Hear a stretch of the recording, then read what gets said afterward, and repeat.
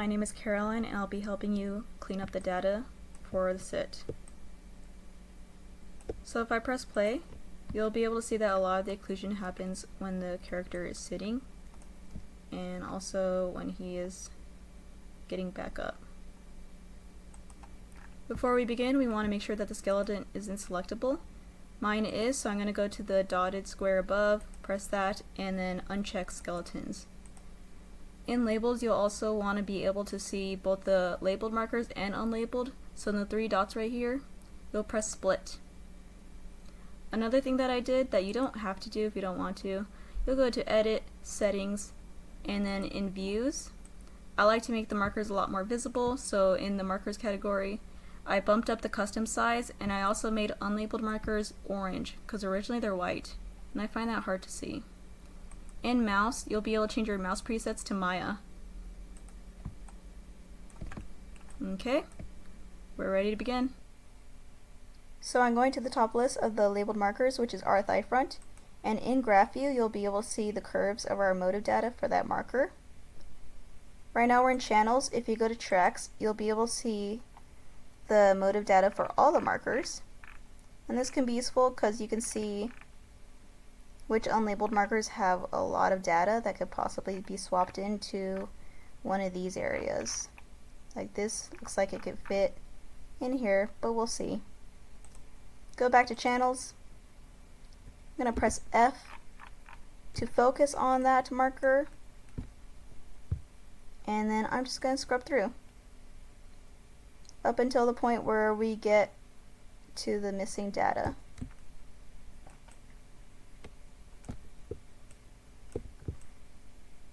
We're just going to be looking for an unlabeled marker. So this one right here, right about when the R thigh front drops, an unlabeled marker shows up. So this data is most likely belonging to R thigh front, and that looks like it is the case. I'm going to press on 5113 and zoom in.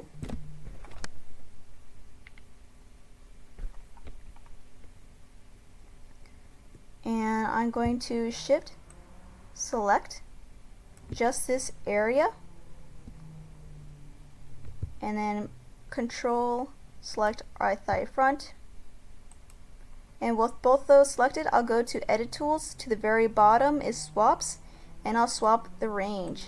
So now 100% 5113 is into our thigh front. I'm going to delete 5113 because we don't need it anymore. There's no data in it whatsoever. And we'll continue scrubbing. I'm going to press Shift F to zoom out real quick. And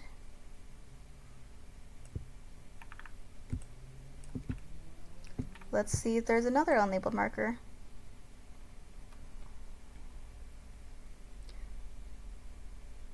About when our thigh front drops again, there is an unlabeled marker that shows up. Let's see. So our R thigh front is right here. We scrub. This unlabeled marker shows up. And now this knee is where the R thigh front used to be. So I'm thinking, yeah, the R knee data is supposed to be down here. It got swapped with the R thigh front up above, and that's what the unlabeled markers data is. So I'm going to grab 5147 and let's zoom in, pressing Alt left mouse button and then pan it with the middle mouse button and Alt.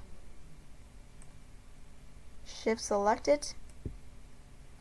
We'll grab the knee. So that was our knee out. And we'll swap that data. So now the R knee popped back into place. I'm also going to get rid of this peak and valley right here. So I'm going to go to curves and then smooth the range a couple times. You can bump up your frequency too if you like. And this is at 1%, so I'm just going to fill it up with cubic. So I went to interpolation type, cubic, and I just went fill object. So our knee out should be good again. Going back to our thigh front. So now that we took the data out of the knee, we have this unlabeled marker. We're going to shift select it, and it seems to fit pretty well. I'm going to grab all the information from 5147 and select it, shift select, go to the R thigh front again, and we're going to swap that in. Yeah, so that seems to have fit pretty well. We'll just scrub through it one more time. Yeah, it looks like the thigh is right on top where it's supposed to be. I'm going to shift F to zoom out. And I'm just going to fill this entire area with cubic. Cubic is just cubic spline that we're filling it up with. And this little area that made a valley, we're just going to go to curves and smooth it a bit. Okay. Oh, somewhere we have a gap. I don't know where it is. So I'm going to bump up my maximum gap size to something bigger than our timeline. So it's 1,775. I'll bump it up to 1,800 and fill the entire thing. Don't select anything, just fill object. And now we should be 100%. Okay. Real quick, I'm going to do the same thing for all the markers with 1% gaps. So I'm going to shift select L toe tip up to R wrist out. Grab all those, go to edit tools, gaps. We're filling it with the same thing, the cubic spline, and I'm going to fill object. Now all those are 100% filled. This one's at 3%. It probably doesn't have any data to swap in with, so I'm just going to scrub it real quick.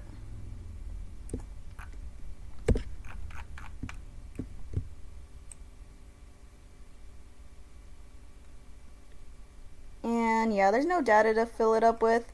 It just seems like for a second the camera didn't pick up on it. So I'm going to grab this area and fill the range with cubic. And that seems to be good.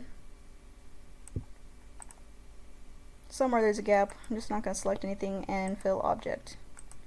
And now that one is 100% filled as well. So let's continue down the list. We have the waist up next, and because they're both the front, they should have the same pattern. So let's start with the waist R front. Same process as before, just gonna scrub through it to see if there's any data that we could possibly fill it in with.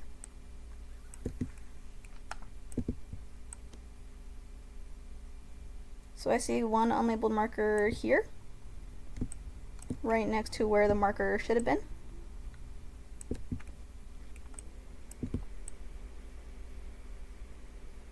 And here's another unlabeled marker.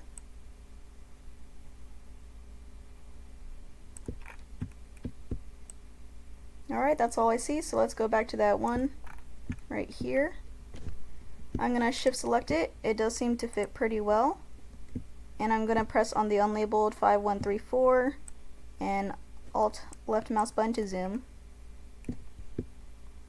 Grab in all this data. Control selecting the waist R front, and let's swap it in. So now we use 100% of the data from 5134. I'm going to delete it. Let's go back to waist R front. And find that second unlabeled marker that we saw right here. That one also seems to fit well. So that one's unlabeled 5129. It's a very small amount of data, but we'll still use it. And swap that in. Get rid of 5129. And then for waste R front, let's just fill it in with cubic. So let's grab all of this. Edit tools, gaps, cubic, fill range. Now it is at 100%.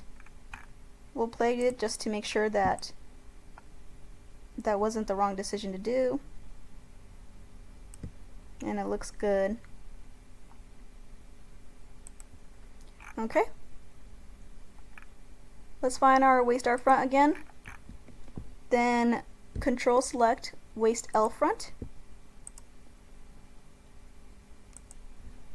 And we'll go to gaps, and instead of cubic being our interpolation type, we'll choose pattern based. So it's gonna grab all the information from waste R front and then copy the pattern onto waste L front. If you didn't select it in that order, that's okay. Go to target and then you can choose which one we're copying onto. And I'm just gonna fill object. So now waste L front is gonna do the exact same thing that waste R front did. Just scrubbing it just to make sure it looks fine, and it does.